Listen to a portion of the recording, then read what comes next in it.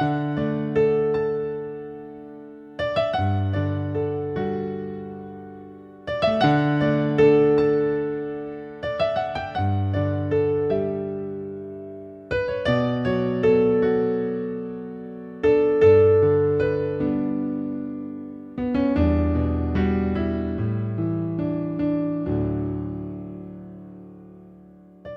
was a good morning to fly, even if it had come late and slow and so cold that a penguin feared his nose might freeze and drop off like one of those icicles hanging over the porch. "Fly," Opus whispered to himself as he ran to the top of Duck's Breath Ridge at dawn to watch the snow ducks soar above. "Fly," he whispered as he lifted his wings and waited to be swept up beneath the fading Christmas moon with the other birds. But it was on mornings such as this that Opus's heart grew as cold as his nose. A penguin can surely say the word fly, but he cannot do it. "A bird with wings that won't work," Opus growled to himself. "What good is that? What good am I? I might as well have been born a snail or a slice of Melba toast."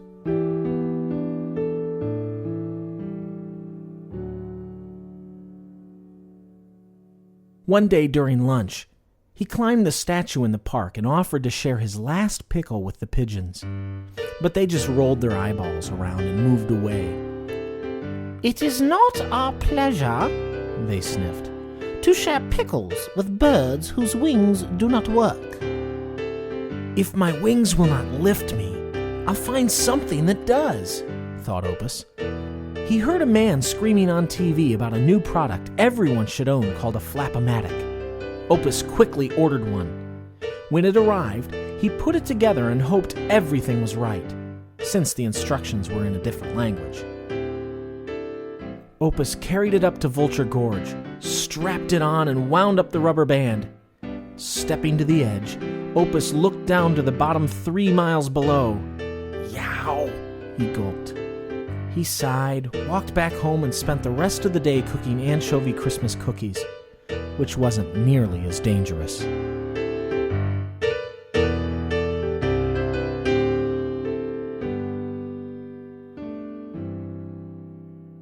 And then Opus knew what he should do. That night, he sat in front of his warm fireplace, considered his words carefully, and wrote an important letter.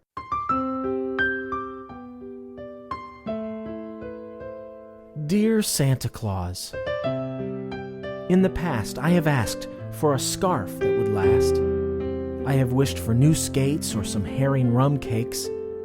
But since my wings sputter at those times they should flutter, I thought you should know I need wings that will go.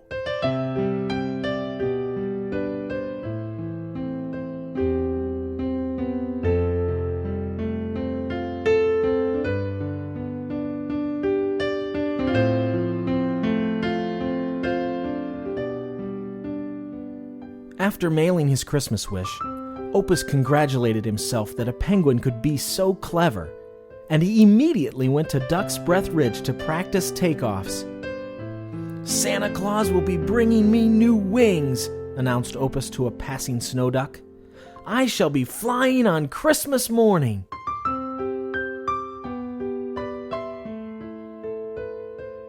Christmas Eve soon arrived, and after leaving a note of welcome to Santa Claus in the fireplace, the penguin whose wings would not work tucked himself into bed.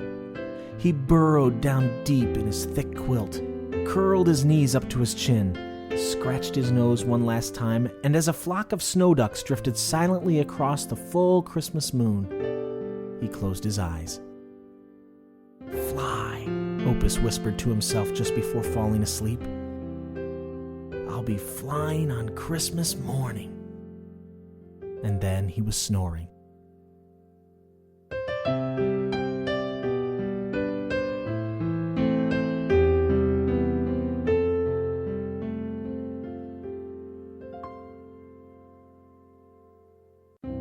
Look, there, above the hills, above the clouds, a soft glow, growing brighter, closer.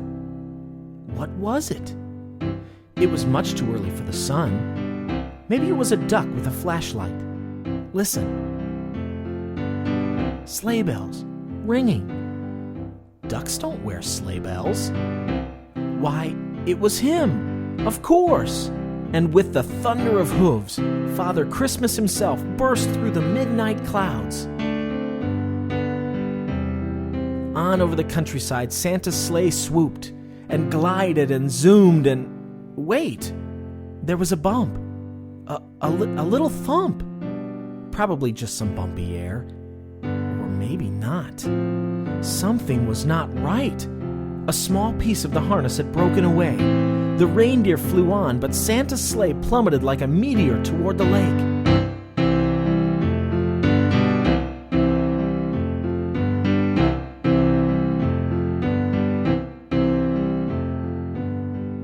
Hello! Wake up! Emergency! A voice hollered.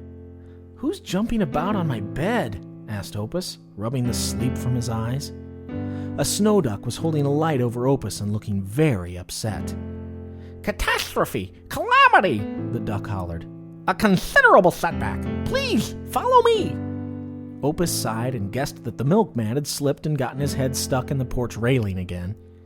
He crawled out of bed and stumbled outside behind his midnight intruder.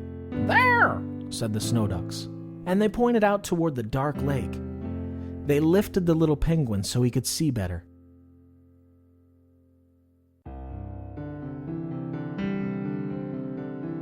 Opus could just make out something. A lantern out on the water. A big man with a white beard standing atop a sleigh that was teetering, rocking, and sinking. Opus gasped in horror.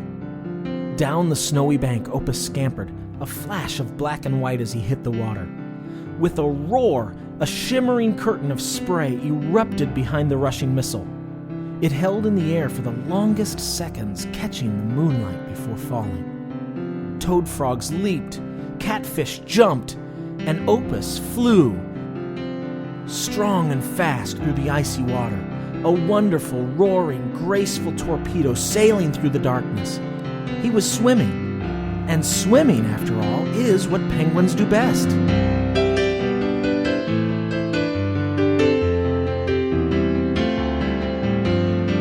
There! Whispered a snow duck from the water's edge. Look there! He said, pointing now, for something was moving toward them. It was Opus, and he was pulling that great Christmas sled and all the toys through the freezing water with the reins in his teeth. There was great sloshing and frothing and laughing. Somebody was laughing. Out from the sleigh, a deep voice of good cheer drifted in over the water. Ho, ho, ho, ho! It rumbled faintly. Ho, ho, ho! Go!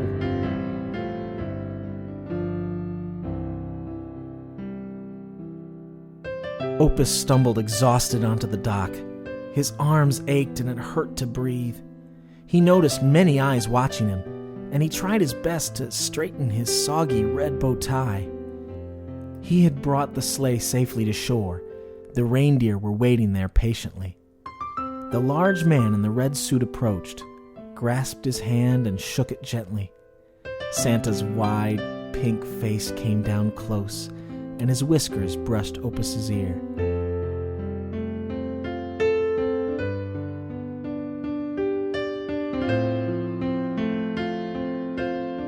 Opus noticed his kind eyes, one of which winked softly. "I see no penguins here," Santa whispered, "whose wings only sputter. Tonight it was courage that flew yours beyond others." He whirled, and with a snap of a whip and a hearty laugh, he and the sleigh sailed up toward the stars.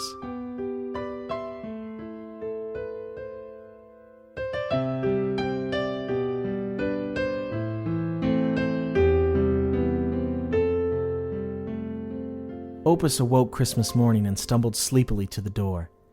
But he found something besides the morning paper outside. He rubbed his eyes in disbelief. There on his front porch and spreading out across his lawn and down the street were hundreds, maybe even thousands of smiling snow ducks, and each and every one wore a little bright red bow tie. 2 of the ducks took hold of his arms and led him outside, where, slowly at first and then faster, they all began running and flapping their wings. "What's going on?" said Opus, but he already knew, for his feet weren't on the ground anymore. Over the street and above the houses, those ducks carried Opus until they were way, way above Duck's Breath Ridge. Down below, people looked up, for they could hear a voice somewhere above the clouds. It was a penguin, whose wings didn't work, laughing because he surely was flying on Christmas morning.